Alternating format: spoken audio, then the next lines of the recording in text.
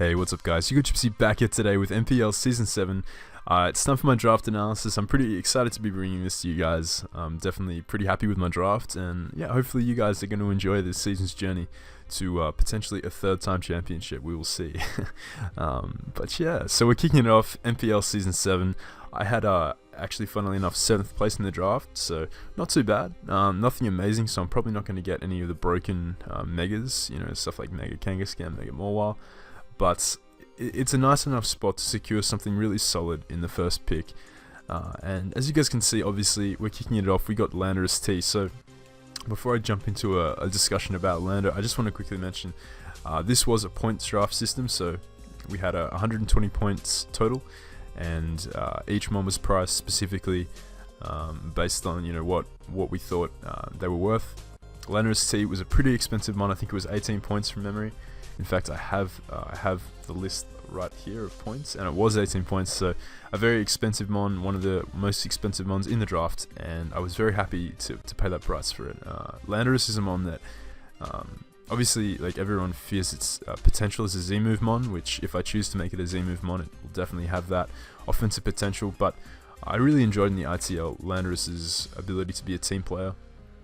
For those of you who watched my ITL championship run, you will have seen Landorus put in a ton of work every single game. Like, even when it's not the star of the show, it functions as a fantastic team player. Just the fact that it has Intimidate, such a fantastic pivot with U-turn, a nice, obviously offensive, threat to any team, and just a really solid defensive wall. It's just such a fantastic mon. Many tricks up its sleeve, and I'm very excited to be using it again in the NPL.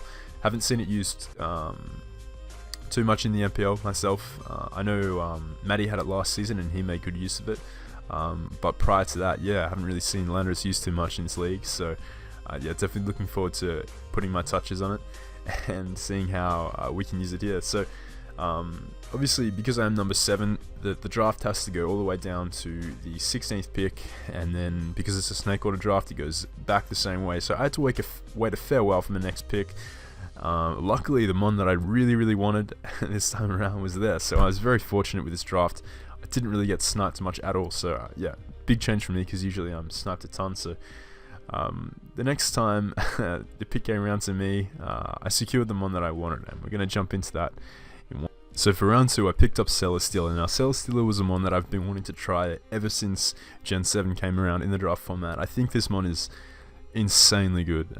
We didn't really see it used that well last season. I mean, it had some success in Anthony's hands, but unfortunately Trev missed a Stone Edge with it, if my memory serves correctly, and I don't know, it just was a bit underwhelming. But I feel like Anthony showed in his hands it was pretty solid. Got a few kills under its belt with a banded heavy slam set, if I remember correctly.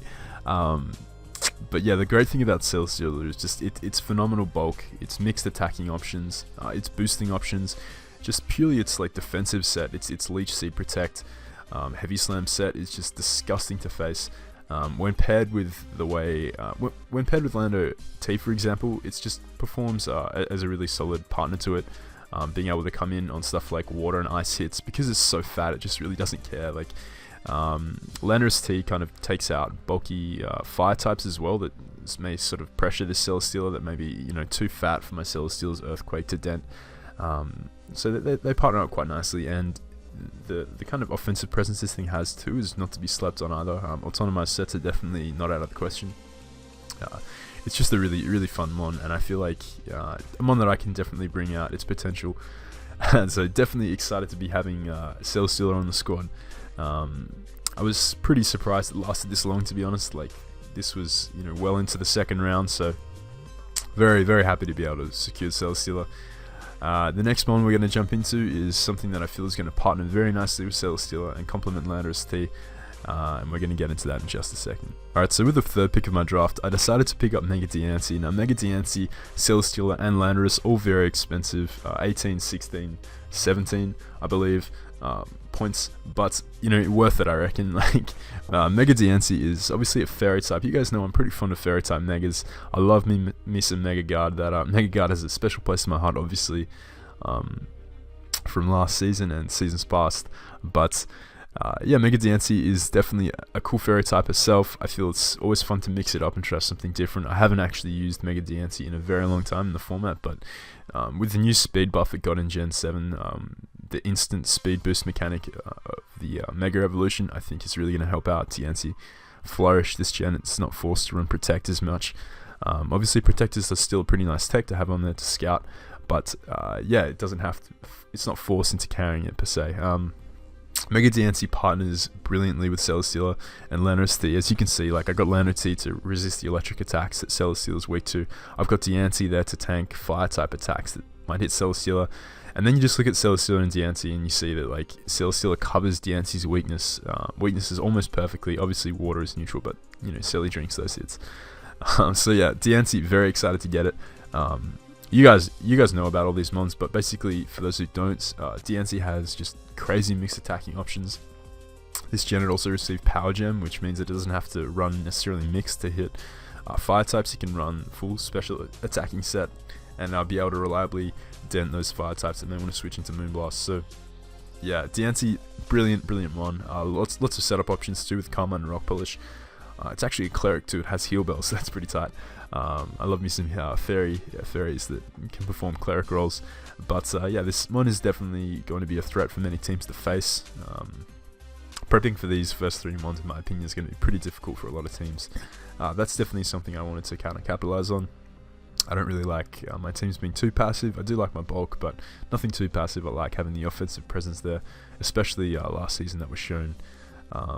You know, sometimes my teams were a bit too passive, so it's nice to have that offense to back you up in a lot of situations. So the next mod I wanted to pick up will definitely complement Celesteela and Diancie both, adding some nice bulk and offense to the team. You can never have enough, really. So we're gonna jump into that now. So by the time my 4th pick came around, I decided I couldn't wait any longer. I had to pick up my boy Hydreigon. Hydreigon is it's a nice partner to Diancie and Celesteela, I'll say that. If you look at Celesteela's weakness, predominantly like Thunder and Fire, Electric and Fire, you know, Hydreigon covers that pretty nicely. Celesteela's resists Fairy, which Hydreigon hates, so that's pretty solid too. Also synergizes decently well with Diancie, being able to switch into ground type attacks due to its Levitate. Hydreigon's stall breaking prowess is pretty solid with Taunt Roost that can shut down fatter teams. Obviously people know it from its Scarf and Specs variants. Pretty threatening sets, no doubt, but it's definitely got a lot of sets that can be utilized, you know, outside of just Scarf and Specs. It's got access to stuff like Tailwind, which could really help. Stuff like Diancie or Landorus on my team, as well as offensive Celesteela if I ever bring that. But yeah, Hydreigon just synergizes so well with these first 3 picks. I just felt like, you know, it was just a cool mon to have on the team. A fun mon that I haven't used in quite a while. Doesn't synergize all that well with Landorus in the sense that it stacks the Ice type weakness, but we'll patch that up in later rounds for sure. Yeah, definitely it's fun to have a dragon. I haven't had a really solid offensive dragon in a while. I had Latios last season, but that went fairly quickly. I ended up trading that to Riz at the later point of the season. So yeah, it'll be fun to use an offensive dragon. Haven't used one in quite a while, and a dark type is always something that I want to prioritize in a draft. Last season we had Alolan Muck, which definitely put on a ton of work, and Hydreigon is definitely a nice dark to have on the squad. Definitely going to be fun to experiment with this mon. I've used it a lot in the past, and I know what it's capable of. It's definitely a nice bulky dragon. Not being 4 times weak to ice is really solid. I already have that in Landorus. I wasn't trying to look for another 4 times ice weak like Salamence or Flygon, or not that I get Flygon, but or Dragonite just to fill that slot. You know, having that dark dragon typing is pretty clutch, and its natural bulk is pretty slept on, to be honest. Like it's something like 98, 90, 90 or something like that. It's got some really solid bulk, and yeah, lots of utility options which will just help to support the team. It's always nice to have a U-turner as well, especially with the threats that I do have on my team so far. So being able to get a nice safe switch into that with a U-turn is pretty solid. So that's pretty nice. We got some nice offense and nice bulky offense for the first 4 picks. We're gonna run into the 5th pick on my team, and yeah, we're gonna patch up some current weaknesses we've got. So let's get into it. Alright, so by round 5, all the grass types were going. It was the point in which a lot of people were looking for defoggers and grass types, so I felt as though it was only fair to pick up Decidueye at this point. Decidueye was a mon that, again, I had an ITL and I really enjoyed using. I don't feel like I exploited it to its full potential there either, because it was often forced into a defensive role, which really limited its ability as an offensive breaker, as a baton passer. Things like that. But yeah, definitely excited to be able to pick it up again. It is a defogger for my team, which my team currently lacks. It's also a ghost type, so that gives me a nice resistance to immunity to fighting types, which threaten stuff like Hydreigon. It can, again, act as another resistance to electric, which Celesteela does not enjoy. It does stack the ice and fire type weaknesses shared by Hydreigon, Landorus, and Celesteela respectively. Although, you know, that's fine. We'll pick up a water and patch that up soon. But yeah, I'm very, very happy to be using Decidueye once again. Again, I think it's a mon that hasn't seen its full potential realized in the format yet by anyone. You know, I could be wrong. Someone may have used it really well, but I know last season it was used pretty defensively. And in the ITL by myself, it was often used in a defensive role. I think I brought offense to a couple of games, but predominantly it was used as a defensive defogger. So yeah, hopefully we'll be able to mix that up this season, bring some fun offensive sets. We'll see. But I know Matty used this last season, and he brought some pretty nice sets. He brought like Scarf and stuff like that. So yeah, we'll be able to use this thing pretty well this season, I believe. Always nice to have a ghost type. I know last season we didn't have a ghost type, and that really showed during a normal spam matchup versus Zazu, where normal types can just go ham on a team without a ghost or a steel. So yeah, fuck that. We're not about that this season. You already know we got our ghost and our steel type on deck, so that's not about to repeat that. But yeah, this mon is definitely fun. It's definitely slept onto. I don't think a lot of people realize how actually solid it is. So yeah, looking forward to using this once again. At this point though, my draft is looking pretty weak to fire, pretty weak to ice, so you already know we're about to pick up a nice water type to patch that up. Alright guys, so picking up our bulky water, we do have Suicune here for round 6. Such a fun mon. I used this mon in the ITL and it was yeah, definitely one of the MVPs. It's ridiculous how good this mon is. I don't think I brought Crocoon. I think I may have brought Crocoon to one game, but yeah, this mon is so much more than just Carmine Rest. You know, Sleet Talk, Scald. It has amazing potential, and when supported correctly, I feel like that's essential to success with Coon. It has to be supported correctly, with the right team around it, with the right kind of team build, and you know, when that is achieved, it's just so hard to beat. Pressure is such a great ability. You know, OU has seen Vinecoon just soar in popularity with its ability to press down the opponent's like grass type or electric type from you know, being able to hit it eventually, pressuring out all its PP and its moves. Suicune is definitely a solid wall tab on the team with that nice, you know, 115 in both its defenses. Pretty solid base, 100 HP too. Offensive sets aren't another question either. This thing is, you know, it's reasonably solid. It has the bulk to set up Carmines anyway. Can always receive baton passes from Decidueye, which is another option. Again, it's another Tailwind supporter for my team. A nice phaser with Raw. I just really enjoy using this mon. It's definitely a threat, and the kind of potential of the Crocoon bring every game is not something I feel builders can afford to you know, ignore, because if you don't have anything for Crocoon, you can just as easily get 6-0 bites. So yeah, Coon, definitely excited to have it on the team. It is a really nice partner for my Decidueye, you know, being able to come in on the fire types that threaten it, as well as my Celesteela, being able to soak up the ice hits targeted at Lando and Hydreigon and Decidueye. So yeah, it's going to make a pretty solid partner to the team. It's a pretty solid one to just throw in, stank a hit and switch out if I need to. Although yeah, it's pretty solid offensively too. I do enjoy offensive Coon. So this was a mon I was pretty happy to get. It was either between this or something like Slowbro, but to be honest, I don't really know how I feel about Slowbro. Like I have it in another draft I'm using at the moment. I haven't started yet, but I feel as though for the NPL Coon is, you know, it's time to shine. It hasn't really been used that effectively in the NPL, so we'll see how we can do with it this season. See if we can, you know, make a good name for it. So with our next pick, we're gonna grab a nice bulky Psychic, a mon that I was umming and ahhing at first, but the more I thought about it, the more appealing it became. So we're gonna jump into that. Alright, so by the time round 7 came around, I was looking at bulky Psychics. I was contemplating a Reuniclus, but then I realized Gothitelle was still around. One of my friends actually hit me up and proposed the idea of Gothitelle, and I thought, you know what, good point, like, why not? The more I thought about it, the more I realized Gothitelle supports my team really nicely, being able to remove checks to stuff like Landorus, Celesteela, Diancie, even Hydreigon.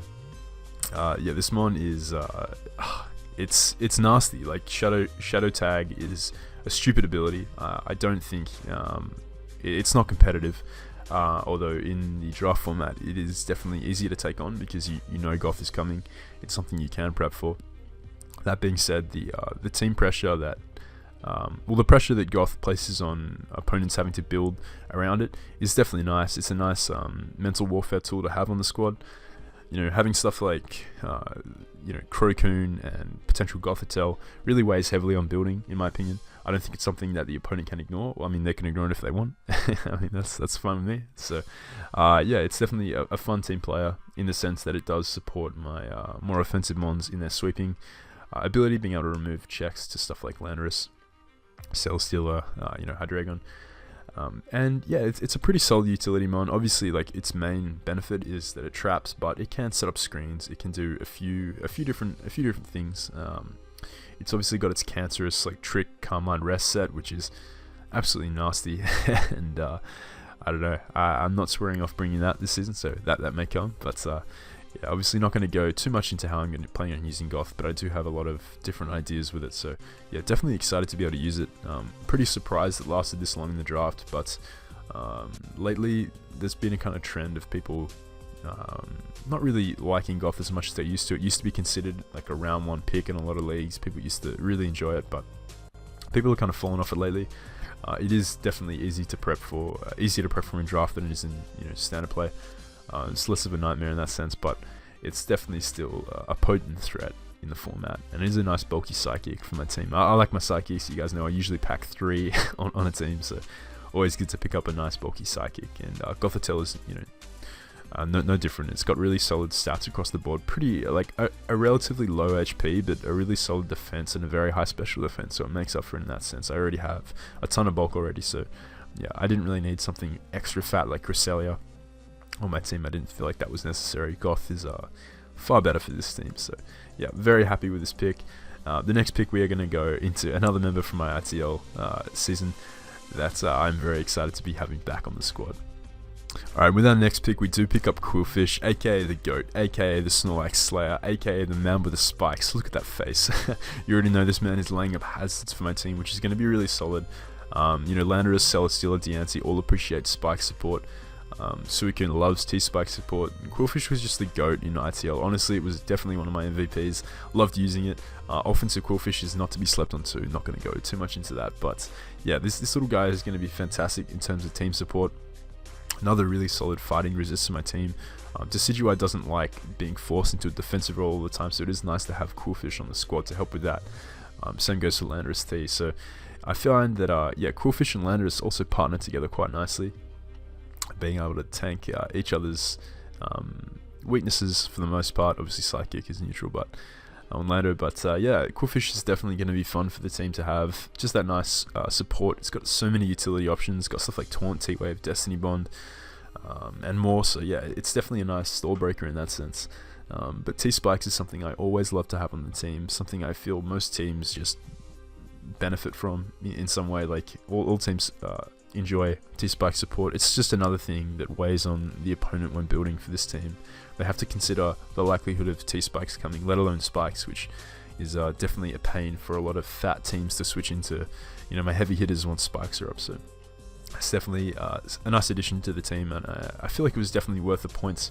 Qwilfish is really cheap. It was only 5 points, which I think is amazing considering how good this mon is. Like, it could have been a little bit more expensive. I think it was a bit of a steal at 5 points, so definitely happy to have picked that up for 5 points. Now, at this point in the draft, I was running pretty low on funds. Obviously, like you see, I got those nice first 4 really expensive picks, and then Gothitelle was like 14 points. So my points were getting kind of low, but I did have a plan. And as I mentioned earlier, I didn't really get sniped much at all in this draft. So yeah, very fortunate for that. So my plan is going ahead. The next mon I wanted is a pretty interesting mon that I've actually never tried. I've used it once in a draft tournament game. years ago, but I haven't tried it in a proper league. But it is a mon that my boy Aki recommended to me. It is a mon that is going to put in that work. You already know, so we're going to get into that next. Alright, so with a round 9 pick, we do choose to pick up Hariyama. This guy is the definition of thick. Look at that body. Hariyama is a really cool fighting type. It's a nice budget fighting type as well. Nice fire resist with thick fat. Slap an AV on this thing and it tanks hits with days. Kind of ridiculous how fat this thing is when invested. It's a really solid mon on my team because it checks dark types, which aren't really appreciated by stuff like Decidueye and Gothitelle. It's really solid to have on the team. It's a mon that has pretty solid priority in the form of Fake Out and Bullet Punch. Fake Out always obviously appreciating having T-Spikes up to support that. It's a fun mon. It's a nice cheap fighting type. It was like 7 points, and it has a few abilities that can really come in clutch. It gets Guts, Sheer Force, I think, Sheer Force, and Thick Fat. So that gives me yet another fire and ice resist. If you look at my team, we talked about Landorus and Hydreigon and Decidueye not appreciating ice types, and fire types, not appreciated by Celesteal, Decidueye. So this is definitely nice to have on the team. It's a really strong hitter as well. Like, it has a ridiculously high HP stat, something like 144 base, and then it's got a pretty solid base 120 attacking stat. Definitely not to be slept on. This thing can hit hard with close combat, and it gets some surprising coverage. Gets the elemental punches, EQ, heavy slam to hit, fairies. It's definitely a solid mon on the team. Something that I'm hoping to bring to at least a few games this season. So at this point in the draft, my team is looking almost done. A few holes I wanted to patch up. Looking a bit kind of vulnerable to electrics. Don't really fuck with electrics too much. Not really something I want to be too weak to on the team. So I do pick up my next mon that will definitely remedy that weakness. So we're going to grab Piloswine in round 10, Young Namo, nice Eviolite mon.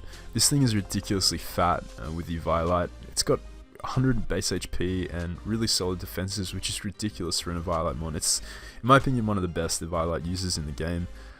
If not, obviously Chansey is the best, but Piloswine he's up there. Really solid attacker too, like base 100 attack. That's really solid. That's not bad at all. It gives me a really nice, reliable rocker for my team. Obviously, Landorus is a rocker and Diancie can rock, but I don't really want to force those mons necessarily into that role each game. It's nice to have options. Ice Shard is always solid to have in a kind of environment with so many dragons running around, so many like Z-move threats, like stuff like Salamence, things of that nature. It's just a really solid ground type to have on the squad. Pivots into electric types, doesn't fear. Ice types, actually resists ice with thick fat. Can't be taunted with Oblivious, so it's like guaranteed to get my rocks up versus a taunter, which is pretty nice too. Actually isn't weak to ice thanks to thick fat.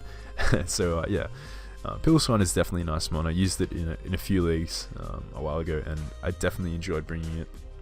Again, it's a mon that I think you have to build around. Like, you have to have a nice defensive core built around it. It can't be your only fat mon on the team, or it's just going to get overwhelmed. It's definitely a mon that appreciates wish support as well. Doesn't really like to run rest, because then you run rest, sleep talk. You've used 2 slots up. That's definitely not what it wants to do. So obviously, like a good wish user would have been really appreciated with Piloswine, but we only have 3 points left at this stage in the draft, so my hand was forced. If you guys look at my team at the moment, I don't have like the most obvious cleric. I do have some clerics on my team. I have Diancie. I don't think Gothitelle doesn't get Heal Bell, but I do have Diancie. But that isn't the most reliable cleric in the world. It's obviously far better as an attacking slot. So I did want to pick up a mon in my last 3 points that could act as a nice wish passer, a nice pivot on my team.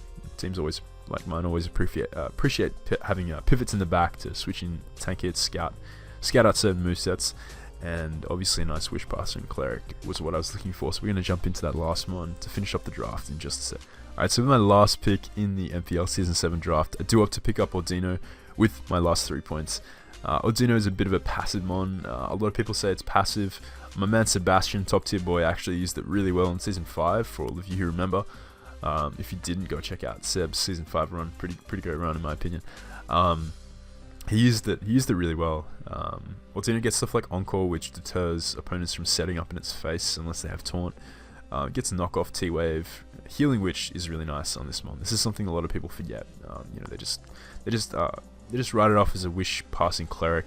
This thing gets Healing Wish, which is very nice for my team. If you look at my team, stuff like Landorus, Diancie, Celesteela, they all really appreciate a nice Healing Wish, bringing them back to life in that situation in the game.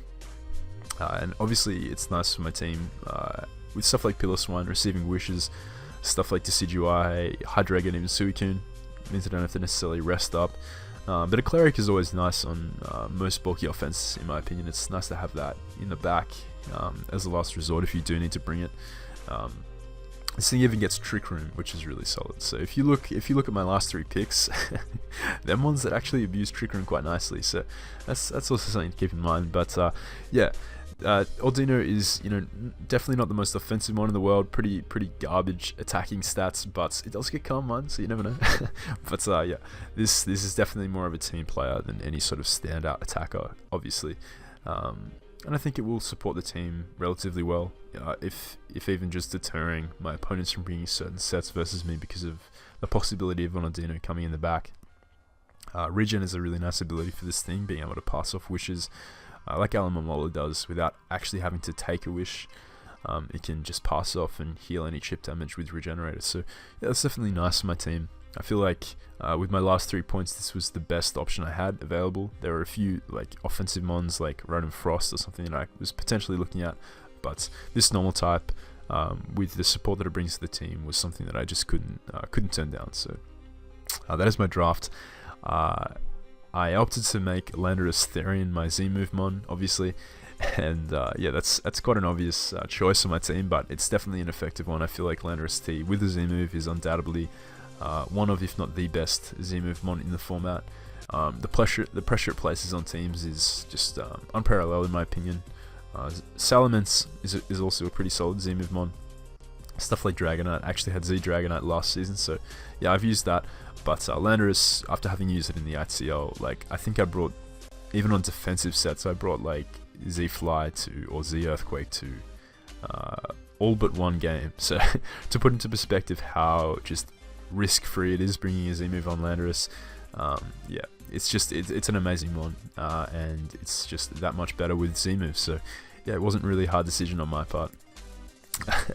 I hope you guys enjoyed my draft. I'm really curious to hear your feedback and your thoughts in the comments on how you feel I did draft this season. I personally think this is the most all-rounded team I've drafted in NPL. I know my season 5 team was pretty nice in terms of defensive and offensive synergy, but I'm really excited to use this team. I think it has a ton of potential, and I typically draft teams that I want to use, like fun teams that aren't necessarily like the best on paper, but I just enjoy using and I can bring out their potential in the actual games. But I do feel as though I have drafted a pretty good team in my opinion. So if you guys disagree with me, or if you think I've drafted a bad team, let me know what you guys think. I am definitely curious to hear the feedback from you guys. So hope you guys are pumped for another season in the NPL. Season 7, hopefully, obviously we can get our 3rd championship. That would be pretty nice. It would be pretty nice indeed. But if anything, it's just going to be fun to use this amazing draft and see how we go. I'm definitely confident, but we have a ton of other amazing players. We have Mono, Rob, who've joined. We've got Verd, my man Verd, another Aussie, who's joined us in the majors, and we probably have someone else who I'm forgetting right now. But it's gonna be lots of fun this season. It's gonna be definitely a very competitive season. We have Cheeseboy back as well. He left last season and he is back, so that's gonna be fun to have Cheese back in the league. Definitely a good player. So yeah, it's gonna be a lot of fun. Hope you guys are pumped. Uploads should be coming for that within the next couple of weeks. And yeah, stay tuned for that, guys. Let me know your thoughts in the comments, and I'll catch you guys next time.